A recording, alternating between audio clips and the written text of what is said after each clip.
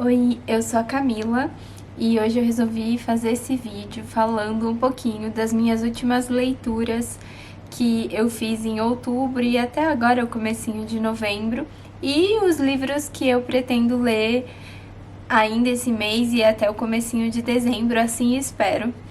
Eu resolvi fazer esse vídeo porque eu sinto que agora, finalmente, eu me desfiz da ressaca literária que eu tava nos últimos 2 anos, e que isso pode ser também um tema para um próximo vídeo, porque ele pode ser um pouco polêmico. Mas enfim, bora lá. E me perdoem se eu me enroscar, se eu não me saí tão bem assim, porque eu morro de vergonha, mas eu vou me esforçar. O primeiro livro que eu terminei no comecinho de outubro foi esse aqui, A Resistência, do Julian Fuchs, acho que é assim que fala. Por incrível que pareça, esse livro caiu no Enem desse ano aqui, algumas semanas atrás. E eu ganhei ele, acho que foi 2016 mesmo, ou 2017, da minha mãe. E foi o livro do ano, ganhou o prêmio Jabuti em 2016. E ele é um romance meio autobiográfico, assim, que fala sobre uma família que adotou um filho. Então é um casal de psicanalistas, psiquiatras, e eles adotam um filho e depois eles têm mais 2 filhos, um casal. Como eu disse, eu vinha de um período assim meio caótico de leituras, eu não estava conseguindo engajar assim em alguns livros que eu escolhia para ler, e antes desse eu tinha terminado o Conto da Aia, que foi pesado até, sempre que tem temas assim que envolvem mulheres e alguns abusos, enfim, eu fico um pouco mais tensa e aí acabo enrolando um pouco mais, porque é difícil de eu digerir esse tipo de assunto. Mas enfim, eu tinha acabado, coincidiu um pouco com a Bienal do Livro, e eu já tinha começado a ler esse aqui, estava começando a ler, já tinha decidido que eu ia começar a ler, enfim, esse aqui. E na Bienal do Livro eu comprei alguns outros, mas resolvi acabar esse aqui antes de eu ler livros novos, porque eu já tinha ele há muito tempo, então eu resolvi que eu ia acabar ele antes de começar qualquer um outro. E com um empurrãozinho, assim, a gente vai na Bienal e fica maravilhada, quer ler tudo e todos os livros ao mesmo tempo, e aí isso me ajudou a dar uma desandada, assim, de leitura. E aí eu já tava lendo, né, como eu disse, esse aqui, e a história em si, ela é muito envolvente pra mim, e pode ser um pouco particular, porque como ele narra uma família, né, com 3 irmãos, um é adotivo, ok, os pais são psiquiatras, eles também são da Argentina, então envolve um pouco o contexto político da época da ditadura, porque eles se relacionam e começam a família ali na época da ditadura da Argentina, depois eles vêm para o Brasil, e aí também tem todo esse contexto de se adaptar a um país novo, um país diferente, né? Mas isso, o fato dos 3 irmãos, talvez, estarem ali se relacionando com todos os conflitos que a gente sabe que tem de irmão com os pais, acho que isso me pegou, porque eu também vivi numa casa em que somos 3 irmãs, né? E apesar de nenhuma ser adotada e a gente não ter vivido na época da ditadura nem nada disso, a gente percebe como realmente nenhuma experiência é única, e os conflitos entre irmãos e entre os pais e os filhos, e a tentativa de fazer tudo dar certo, ela existe porque as nossas famílias, elas são imperfeitas, não existe família perfeita, né? É claro que tem um adendo do filho adotivo, que a gente sabe que em muitos casos pode gerar algumas coisas ruins e tal, mas que é mais difícil, né, às vezes, em algum momento, a convivência, e nesse caso do livro mostra bem isso, mas ao mesmo tempo, enquanto eu lia, eu via que muitas coisas são, assim, da vida mesmo, independente de ser adotivo ou não, é uma questão de relacionamento, de família mesmo, e do quanto a gente é imperfeito. E, enfim, o texto em si, a leitura em si, pra mim também foi muito fluida, assim, são capítulos bem pequenininhos, rapidinhos, então dá a sensação de que você tá lendo bastante. Ele faz esses recortes bem interessantes que ajuda na leitura. Tem alguns momentos que tem, assim, alguns floreios, alguns devaneios até, que eu não sei se vem um pouco da parte de psicanálise que envolve o contexto ali daquela família e que pode ser um pouco enjoativo para algumas pessoas, mas se você tem irmãos, tem filhos, enfim, vale a pena ler, acho que você vai gostar, vai se envolver na trama. E o mais interessante é pensar em todos esses contextos que acabam se cruzando dentro do livro, seja a questão da adoção, seja a questão do relacionamento entre irmãos, seja a questão da ditadura, o contexto político, seja a questão da mudança para o Brasil e da adaptação ali em um outro país, e até mesmo eu incluiria a própria busca do autor enquanto o filho biológico com o irmão adotivo. Parece que ele tenta se encontrar também naquela história, né? Isso é muito interessante, e disso tudo que a gente pode pensar em diversos aspectos do que significa a resistência.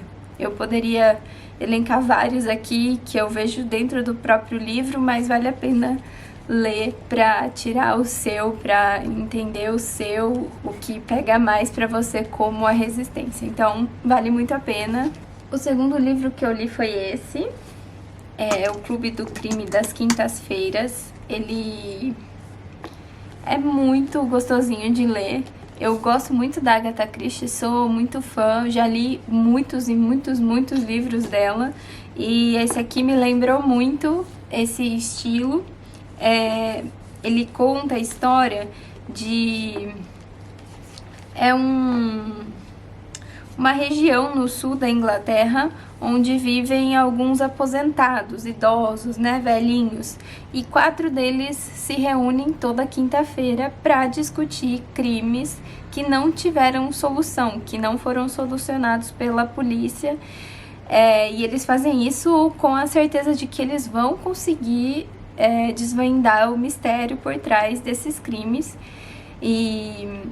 Só que aí, nesse meio, acontece um outro crime, né? Um assassinato, e aí tudo fica muito mais envolvente. É muito legal ver essa emoção dos aposentados que estão ali tentando fazer algo, né? E traz um pouco disso de, talvez, os velhinhos que se sentem já passados, né?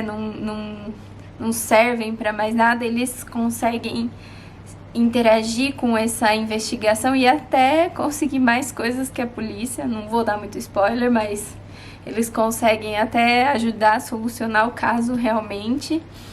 E é muito legal também porque ele é divertido, assim, a leitura é divertida, o contexto é divertido, apesar de falar sobre um crime, né? É uma coisa assim leve e até engraçada. Tem todo o relacionamento dos idosos com as novas tecnologias, porque é um contexto atual, né? Então é super tranquilinho de ler, super leve. Ele parece grosso assim, mas é bem tranquilo. Me lembrou bastante, assim, os da Agatha, lógico que com suas peculiaridades. Eu sei que tem outros livros desse autor e com certeza vou incluir na minha lista, porque eu amo livros de crimes e investigações. Então vale muito a pena mesmo, é bem gostosinho, ele não tem muito floreio, assim, tem gente que não gosta da Agatha por causa disso, porque ela contextualiza tudo exatamente.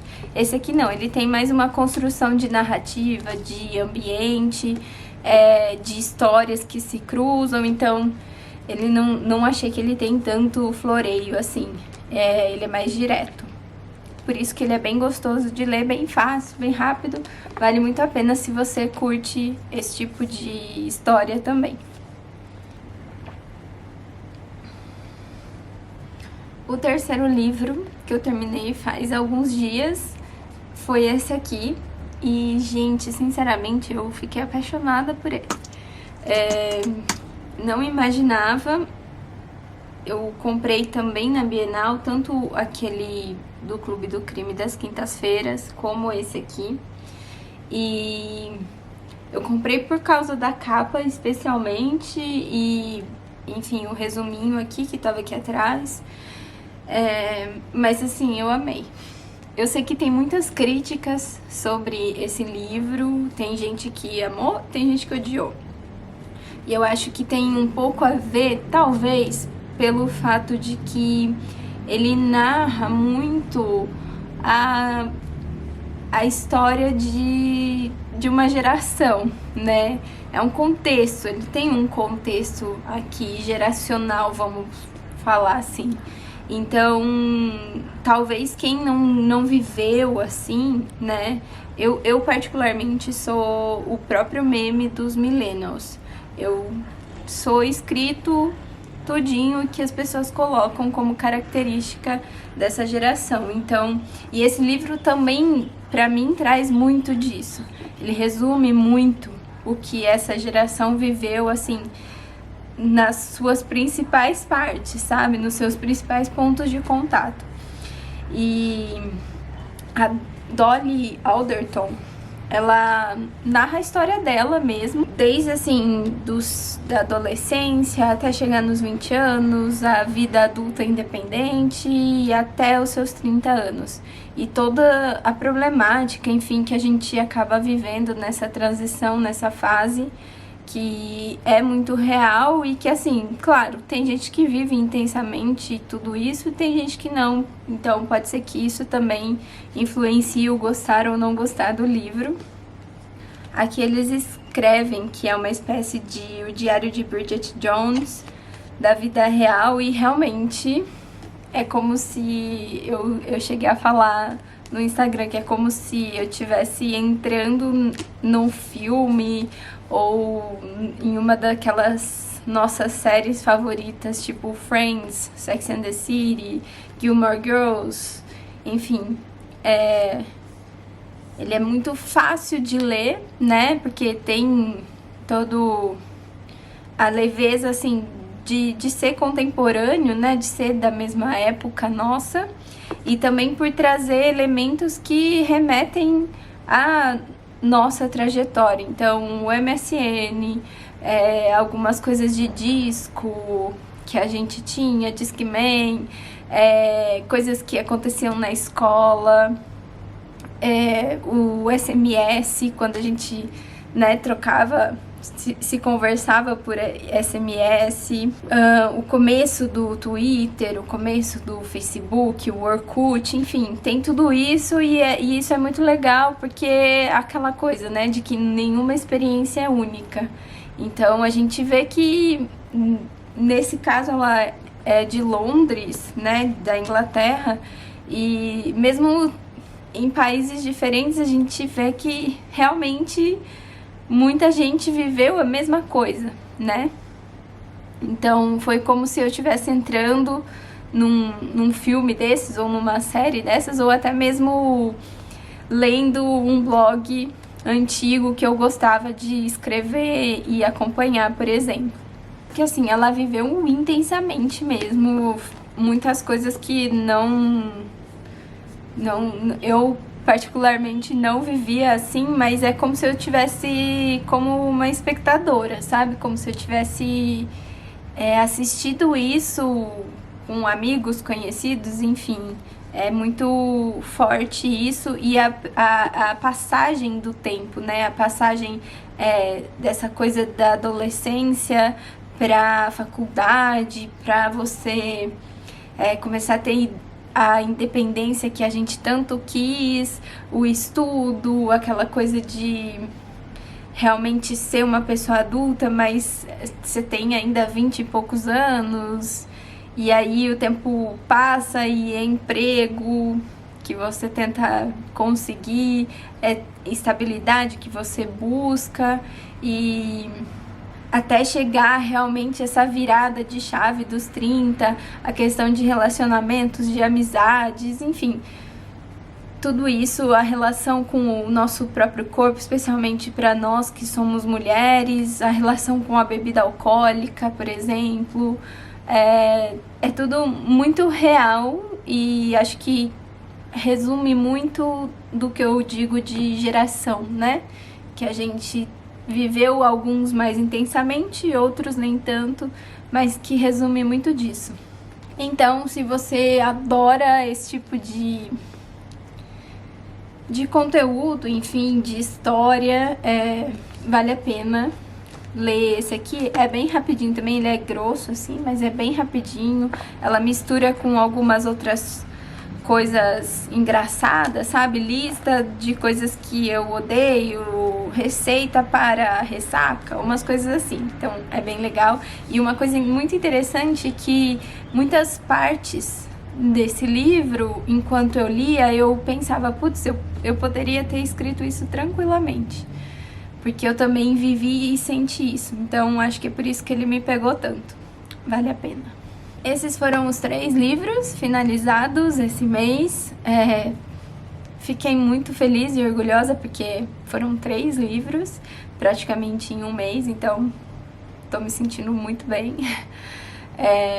Claro que alguns mais intensos, mais sérios, outros nem tanto, mas já para quem tava se sentindo assim travada na leitura, foi ótimo.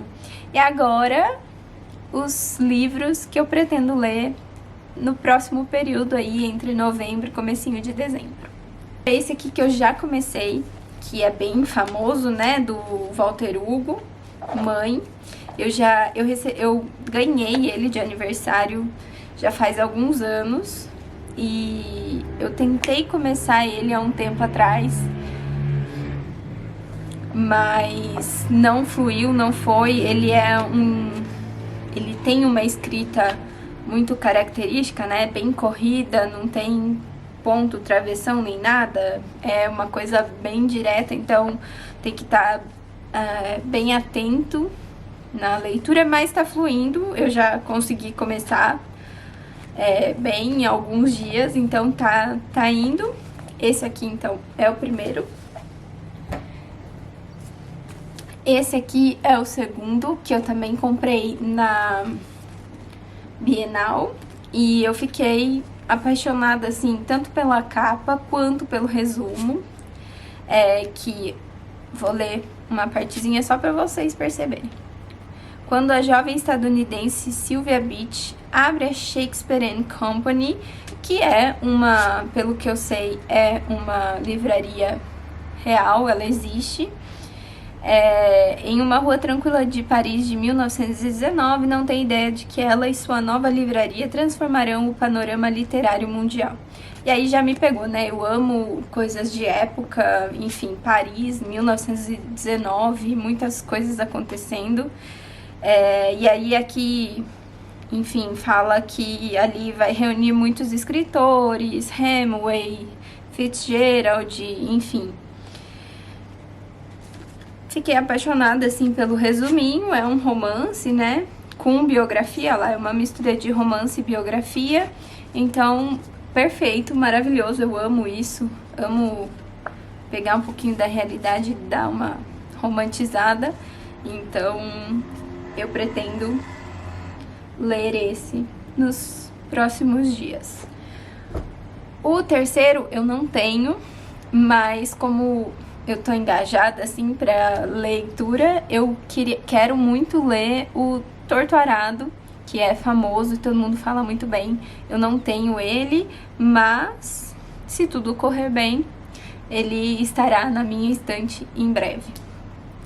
E o quarto, que eu não sei se eu vou conseguir nesse tempo, nesse período, mas quem sabe, é o Pessoas Normais, Normal People, da Sally Rooney, que também é bem famoso, todo mundo fala muito bem, que já tem um tempo, né, que tá aí, mas que eu nunca li, sempre vi, mas nunca li, e tenho muita vontade de ler, então ele entrou agora na minha listinha e quem sabe também em breve estará aqui na minha estante e também nos próximos vídeos com uma pequena resenha aqui pra vocês. É isso, veremos como estaremos daqui um mês com essa lista. Espero que antes do Natal tudo isso eu consiga trazer de novo pra vocês. Se você gosta de blog, se você gosta de acompanhar ainda alguns textos, algumas coisas assim, pode colocar o meu aí nos favoritos, caetania.com.br, e também me seguir lá no Instagram, que é @camaespadilha. E se você gostou desse vídeo, deixa seu like, deixa seu comentário, me manda ideias de novos vídeos. Beijos!